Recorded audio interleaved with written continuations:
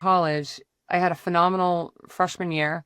And then just, I don't know, it was like this sophomore slump. I remember feeling just kind of lost my confidence. I just felt like, I just remember feeling like, God, if I touch the ball, just feel like I'm not going to do anything right. It's funny talking about it because it's been so long ago and I vividly remember that. And I remember calling home and just complaining to my mom. And I must have been complaining a lot, like every time I called home, like just about like, I'm not good enough right now and I'm not doing it. And it, everything stinks and it sucks. And I was so negative about it, about my experience. And I remember my mother saying, you know what, Melissa, then quit.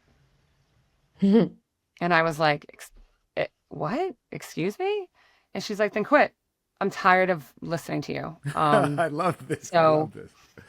she was literally, I remember hanging out being like, that was so mean, but it was so right. It was that moment I went, okay, yeah, I think she might be right. Like, I guess I must have been complaining a lot instead of doing more. And this was now our spring season. It was like my fall season had come. This was the spring hockey going into summer. And I remember sitting in my bed and going, yeah, you know what? Cut it out, Melissa. Like, get it together. You are better than this. And you wasted a lot of time complaining.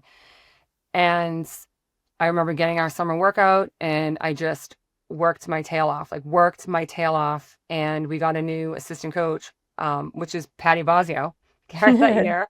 And I remember Patty coming up to me and, I like crushed preseason of my junior year, just felt so confident, so in shape. Like everything was just hitting on all cylinders and it wasn't by accident. It was because I had made that change and I was stopped feeling sorry for myself and kind of being like, this sucks. It was just, Yeah. do something about it. And I Yeah. remember Yeah. Patty coming up to me, my assistant coach, and she was new and she said, um, you, I've been watching you, you've got something to prove and I love it.